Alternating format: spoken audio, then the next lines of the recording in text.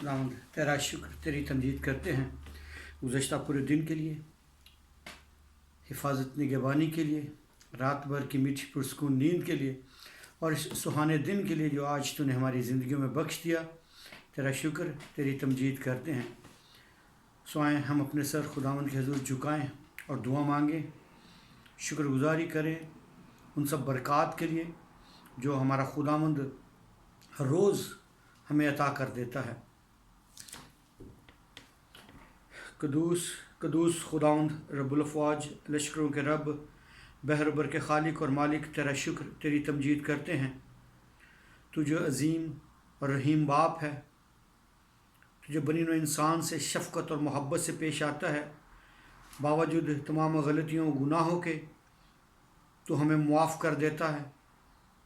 ये तेरा फ़ज़ल है, ये तेरी पिदराना शफ़क़त है जो तू बनीनो इंसान से रखता और हर लम्हा हमारे साथ रहता, हमारी रहनुमाई करता है और हमें कदूस खुदावंद हर वो आसाइश, हर वो खुशी जो एक बाप अपने बच्चों को देना चाहता है, तू हमें अता कर देता है।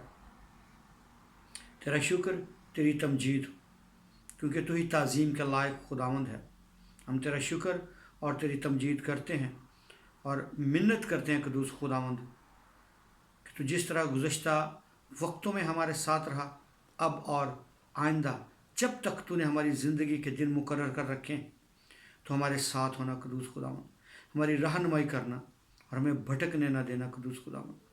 तेरा शुक्र और तेरी तमजीद करते हैं कि मिन्नत करता हूँ कदूस खुदावंद उन तमाम लोगों के लिए जिनके अज़ीज़ इस वबा के सबब से उनसे बिछड़ गए, उन ख़ानदानों को तसल्ली और तशफ़ी देना, और जो तुझ में सो गए हैं कदूस खुदावंद उनके ख़ानदानों को भी तसल्ली और तशफ़ी देना कदूस खुदावंद, और जो बीमार हैं उन्हें अपनी इलाही कुदरत से शिफा अता कर कदूस खुदावंद, क्योंकि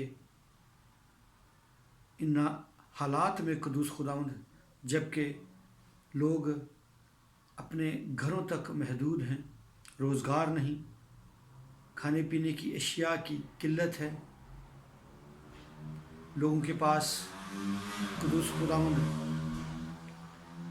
अपनी ज़रूरियात ज़िंदगी को पूरा करने के लिए वसाइल नहीं हैं, तो कदूस खुदावंद तू उनकी मदद और सहायता कर, क्योंकि तेरे सिवा और कोई नहीं कदूस खुदावंद। तेरा शुक्र तेरी तमजीद करते हैं कि तूने नामुसाहिद हालात में भी जब इंसान दुख और कर्ब की हालत में है तो हमें संभाले हुए है। तेरा शुक्र तेरी तमजीद हो। तेरे कदूस जलाली और फ़तहमद नाम से मांगते और पा लेते हैं, आमीन। सोचो खुदावंद जो नहायत मेहरबान है, उसका शुक्र और उसकी तमजीद करते हैं कि वो हर लम्हा हमारी मदद और रहनुमाई करता है। सो मेरे अज़ीज़ों, आज आए हम खुदावंद के ज़िंदगी बख्श पाक कलाम से अपनी रूहानी ज़िंदगी को मुनव्वर करने के लिए खुदावंद के पाक कलाम में से सीखेंगे कि आज खुदावंद हमें क्या सिखाना चाहता है। बेशक खुदावंद जो भला है, मेहरबान है, वो कभी नहीं चाहता कि इंसान की हलाकत हो, बल्कि वो इंसान को बचाना चाहता है। और इसी सबब से जब इंसान गुनाह की दलदल में इस कदर धंस गया कि उसकी मौत लाजमी थी, तो फिर खुदावंद अपने वादा के मुताबिक उन्हें बचाने के लिए इस रुए ज़मीन पर खुद मुजस्सम होकर उतर आया, ताकि बनीनो इंसान के लिए कफ़ारा दे सके। सो मेरे अज़ीज़ों, जब मसीह यीशु इस रुए ज़मीन पर आए तो उन्होंने बनीनो इंसान से बड़ी पुरखलूस और मोहब्बत भरी बातें कहीं। उनकी कोई भी बात बेमाना ना थी। उन्होंने गैर मामूली अशिया को भी इंसान को समझाने के लिए इस्तेमाल किया। وہ جس دور میں جس جگہ پر گئے ان کو انہی کی ضرورت کے مطابق وہ ان کو سمجھاتے رہے. اگر کسانوں میں گئے تو انہوں کو بیج اور پھلوں کی مثالیں دے دے کر سمجھاتے رہے تاکہ انسان آسان طور پر اس کے کلام کو سمجھ سکے. لیکن پھر بھی یہ بنی نوع انسان کی بدقسمتی ہے کہ وہ جانتے بوجھتے ہوئے بھی اس پرفضل کلام سے دور رہا. لیکن آج بھی وقت ہے اگر ہم خداوند کے کلام کو سمجھیں اور اس کے مطابق اپنی زندگیاں گزاریں تو پھر ہمارا ملاپ جو خدا نے صلیب پر خدا سے کروا دیا وہ نہایت ہی آسان ہو جاتا ہے. میرے دعائیں آج ہم خداوند کے زندگی بخش پاک کلام میں سے کچھ دیر کے لیے سیکھیں گے. متی رسول کی معرفت لکھی گئی انجیل اس کا 5واں باب اور اس کی 13ویں آیت. یہاں پر خداوند کے پاک کلام میں یوں مرقوم ہے: تم زمین کے نمک ہو، لیکن اگر نمک کا مزہ جاتا رہے تو وہ کس چیز سے نمکین کیا جائے گا؟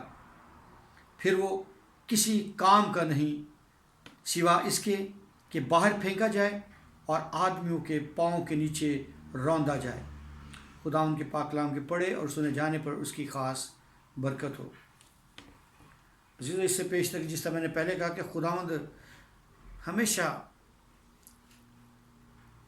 عام اور غیر معمولی چیزوں کو اپنے کلام میں استعمال کرتا ہے. اور آج جب ہمارے آقا نے ہمیں زمین کا نمک کہا، نمک سے تشبیہ دی، نمک جس کو ہم بہت ہی معمولی سی چیز سمجھتے ہیں، بے وقت قیمتی نہیں ہے، لیکن میرے عزیزو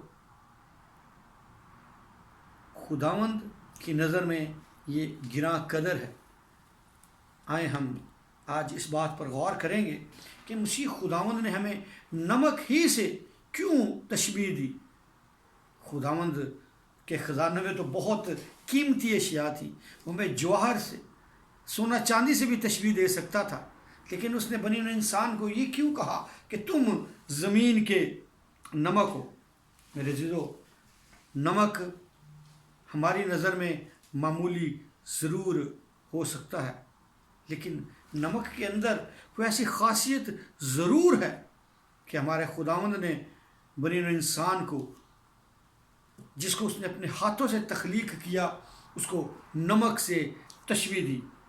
نمک ہماری روزمرہ کی اشیاء میں استعمال ہوتا ہے. ہمارا کھانا بھی بے لذت ہوتا ہے بغیر نمک کے، کیونکہ اگر کھانے میں نمک کا ذائقہ نہیں ہوتا تو ہماری زبان اس کو فوراً ہی محسوس کر لیتی ہے اور اس کو اگل دیتے ہیں، ہم اس کو کھانا پسند نہیں کرتے. یعنی کہ بغیر کھانے کے ہم اپنی خوراک بھی پسند نہیں آتی.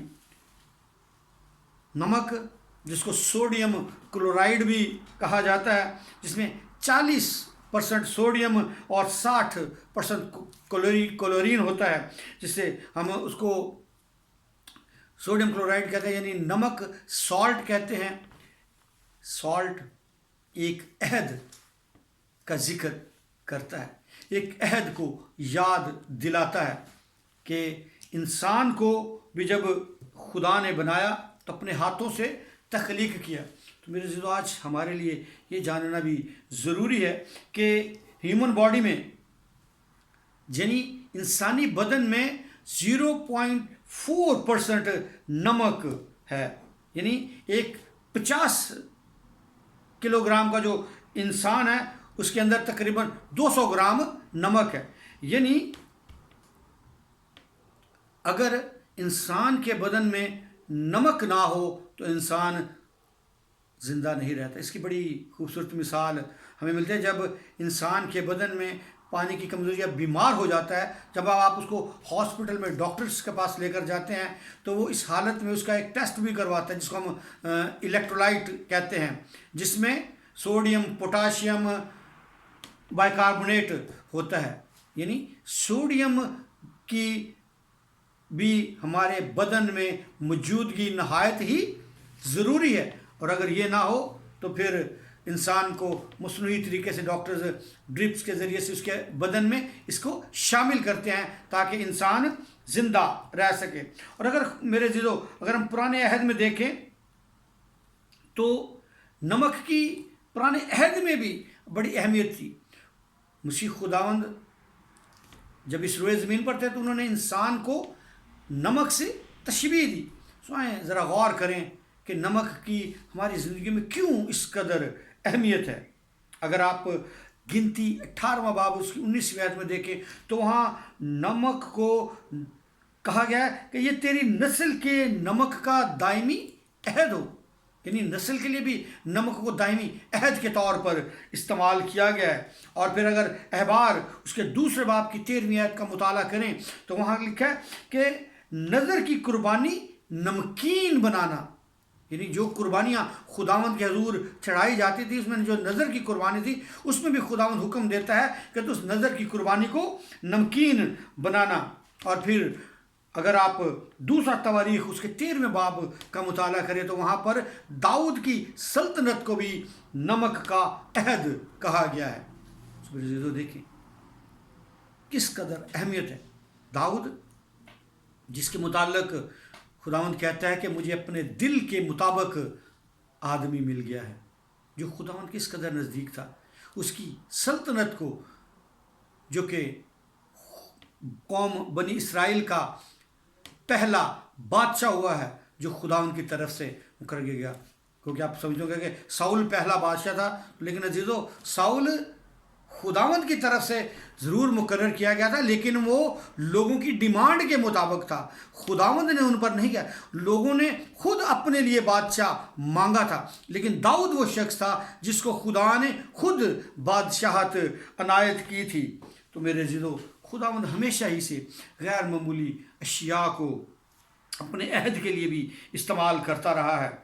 اگر آپ نوح کے زمانہ میں دیکھیں تو خداوند جب بھی عہد کرتا تھا تو نوح کے زمانہ میں اس نے ایک کمان کو جو اس نے بادلوں میں دکھائی انسان کو کہ میں آئندہ سے پھر بنی نوع انسان کو پانی سے نہیں ماروں گا اور یہ تمہارے لیے نشان ہوگا. اس کا ذکر ہمیں پیدائش کے 9ویں باب میں ملتا ہے. اور پیدائش کے اگر 15ویں باب کا مطالعہ کریں تو وہاں پر ہمیں ابراہیم کے ساتھ جو برکت کا عہد ملتا ہے. میرے عزیزو خداوند ہر دور میں بنی نوع انسان سے عہد کرتا رہا ہے، اور جو عہد وہ کرتا ہے کیونکہ وہ وعدوں کا سچا اور برحق خداوند ہے.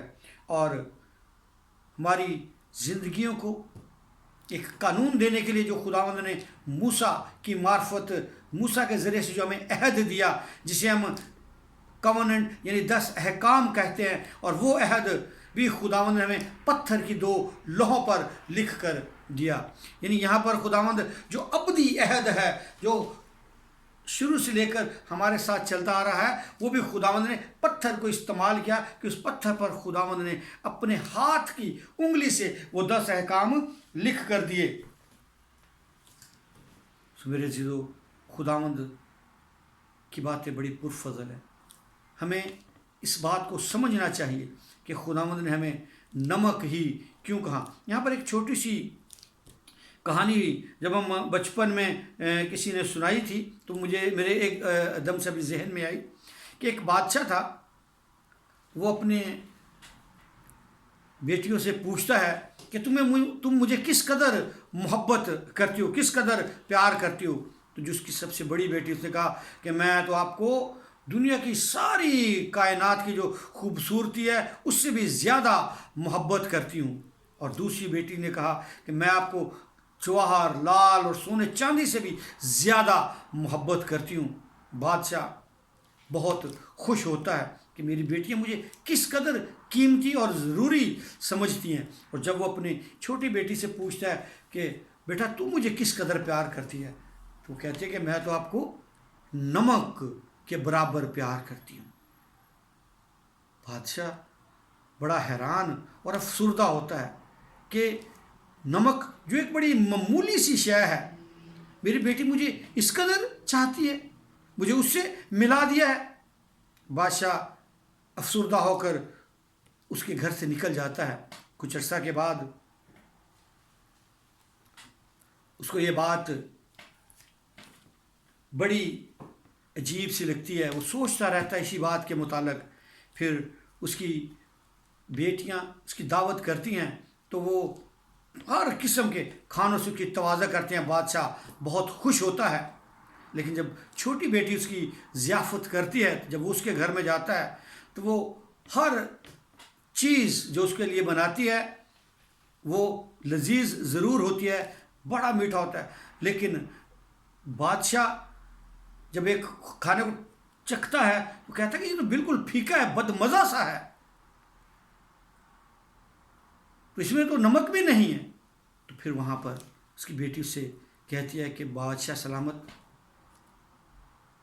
اے باپ، میں اسی لیے تجھ سے اس قدر محبت کرتی ہوں کہ جس چیز کے بغیر کوئی چیز مکمل ہی نہیں ہو سکتی وہ ہمیں کس طرح ہم چھوڑ سکتے ہیں، کیونکہ میری زندگی تیرے پیار کے بغیر، تیرے بغیر مکمل ہی نہیں ہو سکتی۔ اس لیے میں نے تجھے نمک سے تشبیہ دی، کیونکہ جب تک تو میری زندگی میں اگر شامل نہیں تو میری زندگی مکمل نہیں ہے۔ تو میں تجھے اپنی زندگی سے بھی زیادہ پیار کرتی ہوں، کیونکہ تو میری زندگی میں نمک کے برابر ہے، کیونکہ اگر تو میری زندگی میں نہیں تو میری زندگی بدمزہ، بے ذائقہ اور فضول سی ہے۔